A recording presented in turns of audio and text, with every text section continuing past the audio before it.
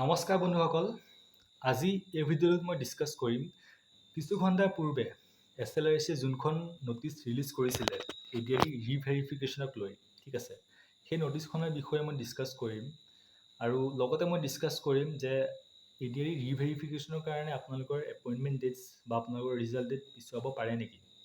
যদি পিছুৱাই তেতিয়াহ'লে আপোনালোকৰ ৰিজাল্ট বা এপইণ্টমেণ্ট কেতিয়ালৈকে হোৱা সম্ভাৱনা আছে। সকলোখিনি কথা মই এই ভিডিঅ'ত ডিছকাছ কৰিম। একেবাৰে ছুটি ভিডিঅ' হ'ব, ঠিক আছে। তো বলক ভিডিঅ'টো মই আৰম্ভ কৰিছোঁ। তো ৰিচেণ্টলি আপোনালোকৰ SLRCয়ে ৰিভেৰিফিকেশ্যনৰ কাৰণে ন'টিচ দিছে। আপোনালোকে সেইটো ৰিভেৰিফিকেশ্যন 2.0 বুলি ক'ব পাৰে, ঠিক আছে, কাৰণ আগতেও এবাৰ হৈ গৈছে। তো এইবাৰ তেওঁলোকে মাতিছে আপোনাৰ 3 তাৰিখৰ পৰা 5 তাৰিখৰ ভিতৰত, ঠিক আছে। তেওঁলোকে দুখন ন'টিচ ৰিলিজ কৰিছিলে আৰু এখনত তেওঁলোকে ৰোল নম্বৰ দিছিলে আৰু এখনত তেওঁলোকে লিখিছিল যে যিসকল ষ্টুডেণ্টছৰ মানে সেই ৰোল নম্বৰখিনি মেনশ্যন কৰা আছে সেইখিনি ষ্টুডেণ্টছে মানে আকৌ ৰিভেৰিফিকেশ্যনৰ কাৰণে আহিব লাগিব 3 তাৰিখৰ পৰা 5 তাৰিখৰ ভিতৰত, ঠিক আছে। লগতে তেওঁলোকে লিখিছে যে তেওঁলোকে এখন কমিটি মেম্বাৰ ফৰ্ম কৰিব, ঠিক আছে, আৰু সেই কমিটি মেম্বাৰ্ছে আপোনাৰ ডকুমেণ্টছখিনি মানে সেই ডকুমেণ্টছখিনিয়ে ৰিভেৰিফাই কৰিব, ঠিক আছে।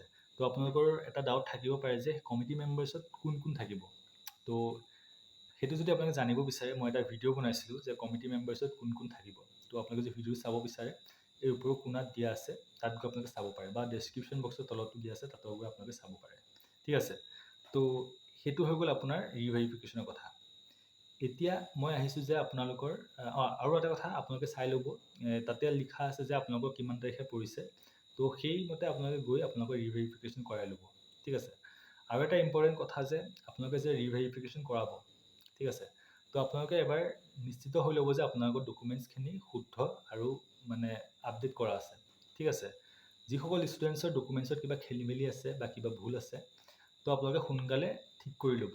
আৰু যদি কাৰোবাৰ ডকুমেণ্টছ আপডেট কৰিবলগীয়া আছে, আপডেট কৰি ল'ব, ঠিক আছে। কাৰণ আপোনালোকে আকৌ এটা ছেকেণ্ড চান্স পাইছে। যদি এইবাৰ আপোনালোকৰ ঠিক নহয়, তেতিয়াহ'লে আপোনালোকৰ মানে চাকৰিটো কেঞ্চেল। কাৰণ মানে আপোনালোকৰ যদি ৰিটেন এক্সামটো আপোনালোকৰ ভালো হয় বা আপোনালোকৰ স্কিল টেষ্টটো ভাল হয়, তেতিয়াহ'লে ডকুমেণ্ট ভেৰিফিকেশ্যনত যদি আপোনালোকৰ কিবা ঠিক নাথাকে, তেতিয়াহ'লে আপোনালোকৰ চাকৰিটো একেবাৰে নাপাব, ঠিক আছে। তো সেইকাৰণে আপোনালোকে ডকুমেণ্টছখিনি ঠিক কৰি ল'ব।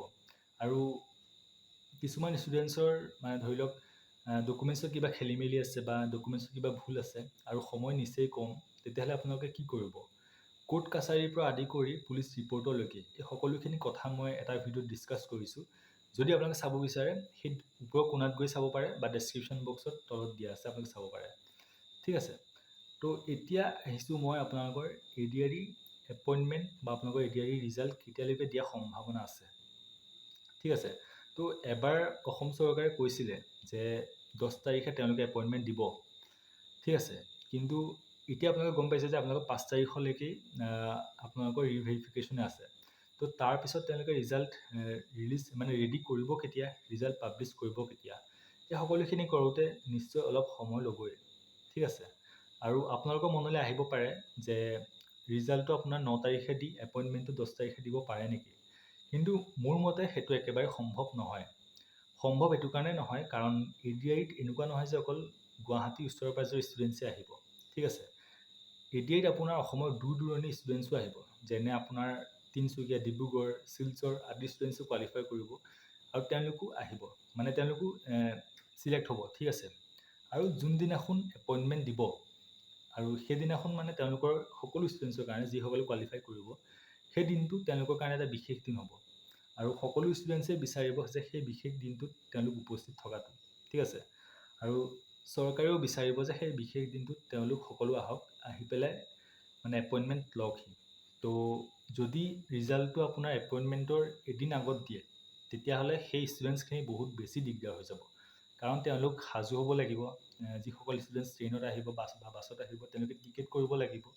তো এইখিনি কৰোঁতে মানে যদি এদিন পিছতে দিয়ে, তেওঁলোকৰ বহুত বেছি দিগদাৰ হ'ব।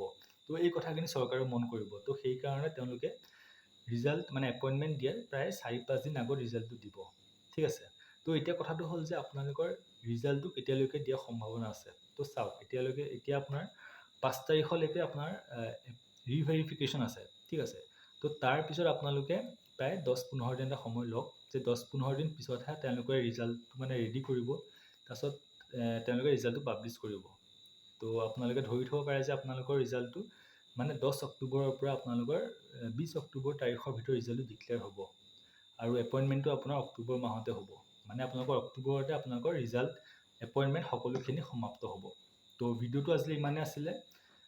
ভিডিঅ'টো যদি ভাল পালে তেতিয়াহ'লে ভিডিঅ'টো লাইক কৰিব আৰু আপোনালোকৰ যদি লগৰ বা আপোনালোকৰ কোনোবা যদি আছে যিসকল কনফিউজনত আছে যে ৰিজাল্ট ৰিভেৰিফিকেশ্যনৰ কাৰণে ৰিজাল্ট বা এপইণ্টমেণ্ট পিছুৱাব নেকি, কিমান দিন পিছুৱাব, তো সেই কথাখিনি যদি তেওঁলোকে জানিব বিচাৰে তেতিয়াহ'লে এই ভিডিঅ'টো তেওঁলোকক শ্বেয়াৰ কৰক। ঠিক আছে, তো ভিডিঅ'টো আজি ইমানেই আছিলে। ধন্যবাদ।